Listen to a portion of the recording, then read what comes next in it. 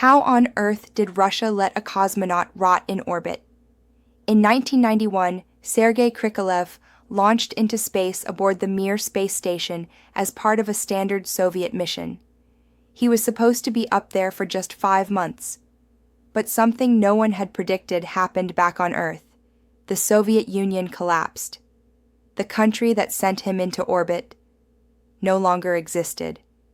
Suddenly, funding for the Russian space program dried up. Communication became unreliable. Political authority was in chaos. Ground control didn't even know who was going to pay to bring him back, or when. Meanwhile, Krikalev kept orbiting the Earth, helpless, watching news from space as 15 Soviet republics split into independent nations. And here's the kicker, he didn't complain. Despite deteriorating conditions aboard Mir, Krikalev carried on with repairs, maintenance, and science experiments. At one point, he even offered to stay longer to allow a Kazakh cosmonaut to launch, because Kazakhstan had taken control of the Baikonur Cosmodrome and demanded representation. That's right. Krikalev stayed so someone else could go.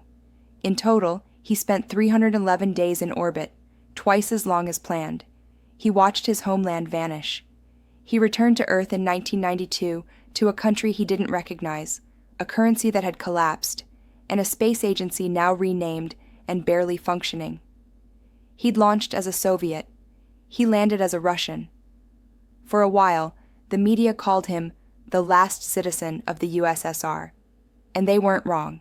He became a living symbol of a vanished empire, floating above the chaos, alone. But Krikalev didn't break. In fact, he kept flying. Years later, he would join missions aboard the International Space Station, become a senior flight director, and eventually rack up more time in space than any human before him at the time. He wasn't just stranded. He became a survivor. If you're amazed by the resilience behind this forgotten Cold War story, like the video and subscribe for more How on Earth episodes that reveal history's most unbelievable moments in space and beyond.